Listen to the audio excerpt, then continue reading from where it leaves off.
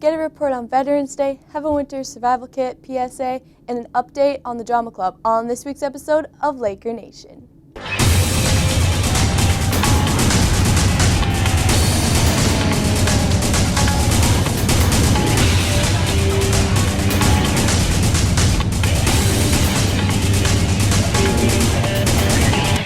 Hello, and welcome to this week's episode of Laker Nation. I'm your host, Lexi McAlpine.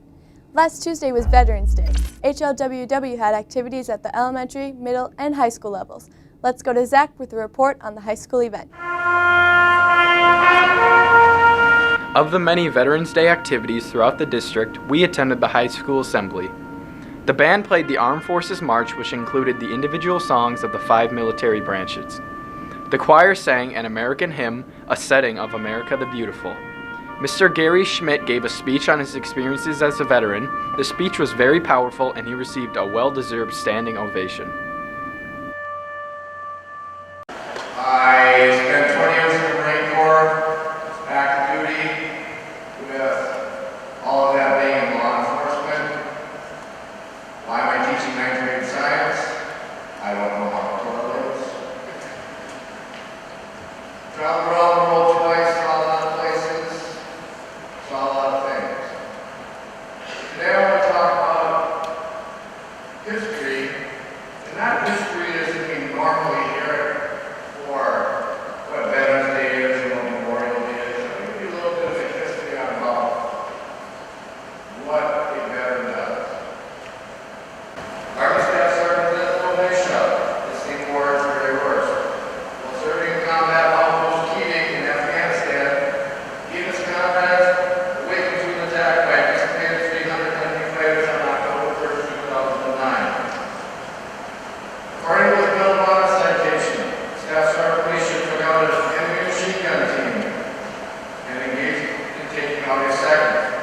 When he received shrapnel wounds from a rocket propelled grenade, he continued to fight on. He killed at least 3 other Taliban fighters and directed air support to destroy another 30 of the other enemy fighters.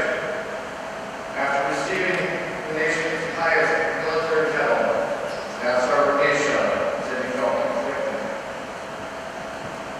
Staff Sergeant Militia said the joy comes from the recognition of us doing our job as soldiers on distant battlefields, but is countered by the constant nightmare of the loss of our buddies, my battle buddies, my soldiers, my friends. We must remember that whether they serve in the Army, Navy, Air Force, Marine Corps, or Coast Guard, whether they were on active duty, reserve, National Guard, we must appreciate that. God bless you all for being here. God bless the veterans. God bless America. Thank you.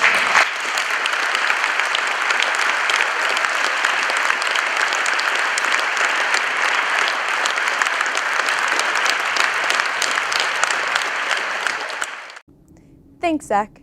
This week in Laker News. Congratulations to the poultry and dairy foods teams who both took first place at regionals in Princeton last Thursday. The teams will both be moving on to state. Congratulations to Jackson Triplet who took first place in poultry. High school picture retakes will be tomorrow. Make sure to bring your picture packet back to exchange for retakes. HLWW wrestling t-shirts are available to anyone who's interested. The t-shirts are a dry fit material and digital camo. The cost is $15. Money and forms are due by the end of the day on Thursday, November 20th. 2XL or larger costs $1 more. If you have any questions, contact Mr. Grandard. A reminder that the elementary schools will be holding Donuts for Dad and Muffins for Mom. They'll be held in Winstead tomorrow, November 18th, and in Waverly on November 20th from 7:30 to 9:45 a.m. Today, KLKR is hosting an open house. If you're a student interested in becoming a member for the winter season, you'll have an opportunity to shadow us on the 17th and shadow our crew. Plan to meet in Mr. Smith's room immediately after school. The After Prom Committee is having a bake sale. The bake sale is November 22nd at the middle school. Families of all high school students are asked to donate baked goods. Donation drop-offs are at the middle school Friday the 21st from 6:30 to 8:30 p.m. or the morning of the sale between 7 a.m. and 10 a.m. There's a meeting for After Prom on November 20th in the high school commons. If any parents are interested in helping or being involved in this committee, contact Nancy Decker-Miller at her phone number or her email, or Stacy Smita at her phone number or her email. Drama Club's Oliver play, is this Thursday, Friday, and Saturday at 7 p.m. Now, a weather report from the Reamer brothers. Put that away. We're starting filming. Oh, snap. That's right. I'm a meteorologist. Here, take this. Go. I gotta go. Oh, gosh, guys. The weather up here in Compton, man, right up on this map, you see this here? It's real bad. We got some rain coming in, some floods, like Noah's Ark. You're gonna need a boat or something to travel around there, I'm telling you. I got the forecast here for Wednesday through Friday.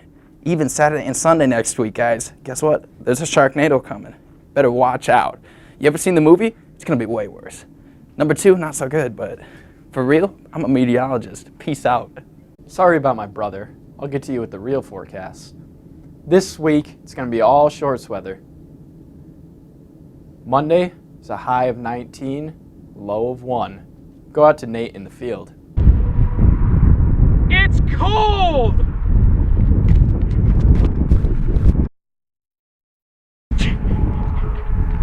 Tuesday is a high of 17 and a low of 1. Wednesday is a high of 5 and a low of 22. Thursday is a high of -6 degrees Celsius and a low of -13 degrees Celsius. Friday is a high of 0, low of -16. There's expected to be school cancelings because of the low temperatures and the expected snow. Thanks, guys. With the sudden onslaught of snow we just received, many of our road travelers have been caught unaware. For some tips on a winter survival kit, we go to Nate, who is stuck in a snowbank. Looks like I ran myself into a ditch. You know, in any normal circumstance, I'd be panicking right now. But right before the snow hit, I went online and searched up a little winter survival kit. So then I don't have to worry and wait for someone to come and rescue me. Let's check out my equipment quick. All right, first things first, I got a blanket. You know, I crashed in the night. My car turns off, I don't got heat, I'm gonna need something to keep warm. Blanket, this is necessary. You gotta get some food because you don't know how long you're gonna be out in that ditch. I suggest you at least get some water, some protein. Granola bars are great. Get a box of granola bars and that will strafe you for the next couple hours. Extra clothes. Your warmth is the most important thing in the winter. Boom. Now I'm twice as warm as I was before. Right here, I got ice melt. Ice melter works with, this is a chemical, but you can use sand or kitty litter.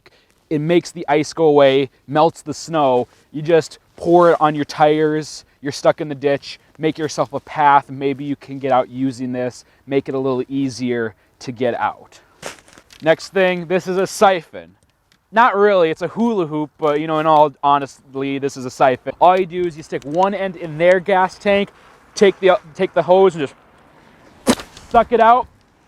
You'll taste gas, honestly. It'll be the worst thing in your life to taste gas, but you'll get some gas, just enough maybe to make it home that night. This is a radio. It's not a CB radio, it's a radio from my porch, but it's to generalize that you could use a radio, you could have an emergency cell phone. It'll get someone's attention. They'll know you're out there. Anything to contact someone is pretty important.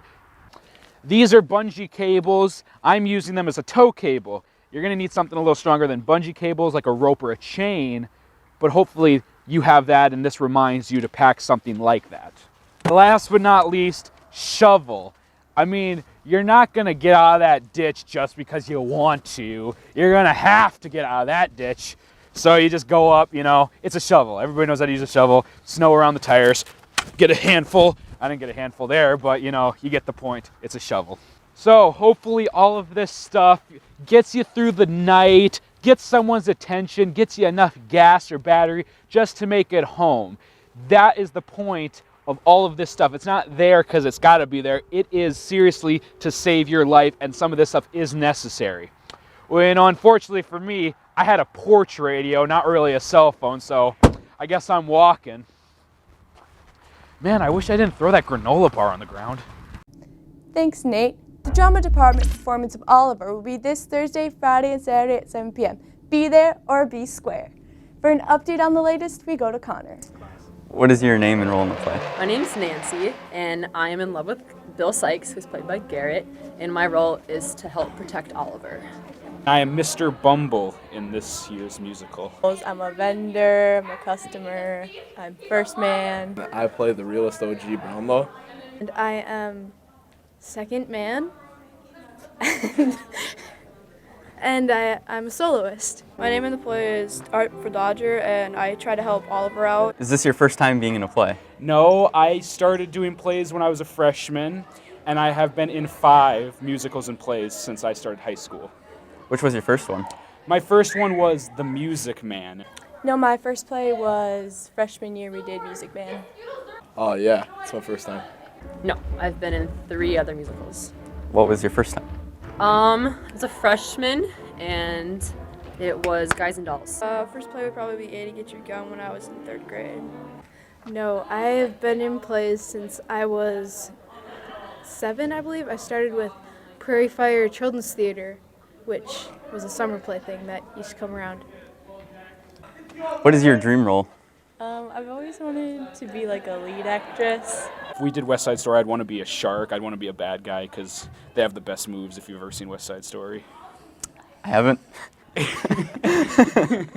My favorite role that I'd want to be in would probably be Eponine from Les Mis or Christine from Phantom of the Opera. My dream role would be like a Batman or something, like flying through the streets and just like taking out bad guys with my right hook, just like boom, boom, boom. What is your favorite type of play to be in? I'd say tragedy because it's easier to act sad than to act funny. One year, the first time I had a large role was in Charlie's Aunt, and that's when Andrew Warnke dressed up like a woman. And I thought that was the funniest thing because I just met Andrew, and now I got to see him dress up like a woman, so it was hysterical to me. I like serious plays. That's why I like this play so much. It's not so happy dancing kind of deal. It's really fun to be in such a serious situation, I think. Comedies are fun because they're funny.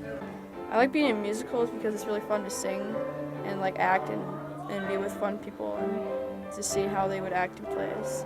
Superman, a super guy, you know, just anything super, just boom, boom, boom. Okay. All right. Thanks for your time. Thanks.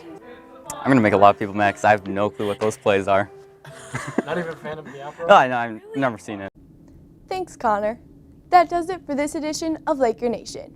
If you have any questions or show ideas, please contact us at our email, klkr@hlwwschools.org, and head over to our Facebook and YouTube channel and give us a like. See you next week.